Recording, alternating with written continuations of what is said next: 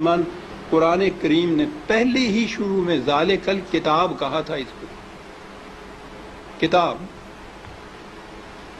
دنیا کی کوئی کتاب ایسی ہے کہ جس کی زبان آپ نہ جانتے ہوں اور کتاب پڑھتے چلے جاتے ہوں؟ کوئی کتاب آپ بتا دیجیے. زبان نہ جاننا تو ایک طرف، فرض کرو زبان جانتے بھی ہوں اور وہ کتاب کی زبان ذرا مشکل ہو تو آپ ایک آدھ صفحہ پڑھ کے کہہ دیتے ہیں کہ نہیں صاحب میری سمجھ میں نہیں آتی.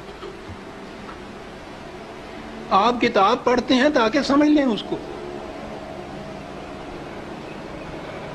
خدا نے بار بار کہا ہے کہ ہم نے اس کو لسان عربی مبین میں واضح طور پر اس کو بیان کیا، لعلکم تعقلون، تاکہ تم سمجھ سکو.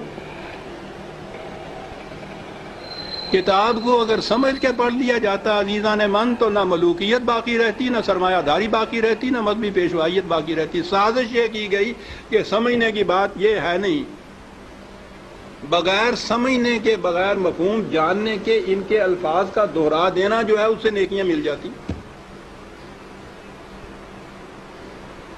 ایسا چکر دیا کہ کتاب کا سمجھنا جو تھا، سمجھنا کتاب کا بے معنی ہو گیا.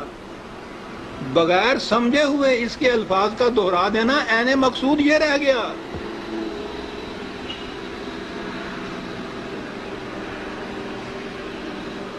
اعلیٰ سے اعلیٰ درجے کی کسی طبیب، حکیم کی، فلاسفر کی نسخوں کی کتاب، ہر مرض کا نسخہ جہاں لکھا ہو اس کے اندر، آپ اس کو سمجھے نہیں اس زبان کو اور وہ نسخے زبانی یاد کر لیں اور صبح اٹھ کے ان کو نسخوں کو رٹتے رہیں، شام تک بولتے رہیں. کچھ پتہ نہ ہو آپ کو کہ سونف کسے کہتے ہیں، ترنجبین کیا ہوتی ہے، اور پڑھتے چلیں. کیا مرض کی شفا مل جائے گی اس طرح سے؟ اس کتاب کا مقصد پورا ہو جائے گا؟ میں نے کہا ہے ابھی کہ ہے کوئی دنیا میں اور کتاب جس کے ساتھ یہ کچھ آپ کرتے ہوں؟ عزیزان من، اس کتاب عظیم نے کیا لیا ہے کہ ہم اس کے ساتھ یہ کرتے جو کسی کتاب کے ساتھ نہیں کرتے. یہ سب اس لیے کہ یہ سمجھ میں نہ آ جائے، کہیں ہو نہ جائے آشکارا شرع پیغمبر. کہیں یہ آج ہی کی سازش نہیں ہے، شروع سے چلی آ رہی ہے. یہ لگا دو اس لائن کے اوپر کہ دہراتے جاؤ اس کو ساتھ بغیر سمجھے. نہ وہ آگے جو امام کھڑا ہوتا ہے حافظ، اس کو پتا ہوتا ہے میں کیا لفظ دہرا رہا ہوں، نہ یہ سننے والوں کو پتا ہوتا ہے کہ یہ الفاظ کیا معنی رکھتے ہیں. دونوں ہی مطمئن ہوتے ہیں کہ ثواب حاصل ہوتا ہے اس سے. اس کتاب کے ساتھ کیا کی تو ہم میں اور ان میں کیا فرق ہے جن کے پاس وہ کتاب نہیں ہے؟ فرق یہ ہے کہ ہم دور مجرم ہیں. ہے بھی کتاب، اور کتاب کو اتنا، اس کو پڑھنا تو کہیں گے نہیں پڑھنا، تو پھر بھی وہ ناظرہ پڑھا جاتا ہے جو دہراتے ہیں. ناظرہ پڑھنا بھی تو یہی ہوتا ہے، الفاظ ہی ہوتے ہیں جن کو دہراتے ہیں ہم.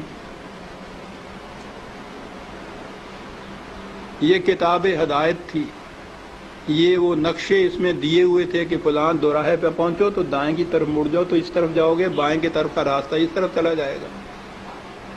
نہیں سمجھتے اس کو. ہر مرض کی شفا تھی اس میں، دہرائے چلے جا رہے.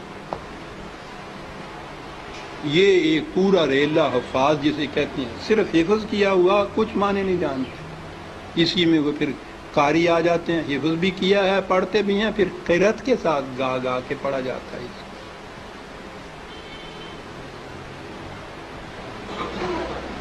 قانون کی کتاب گا کے پڑھنے کی. قرآن میں یہ لکھا ہوا ہے کہ چوری کرنے والا عورت ہو، چوری کرنے والی ہو، جرم کے عوض میں اس کے ساتھ یہ سزا اس کو دو. اب اس کو آپ گاتے چلے جائیے قانون کو.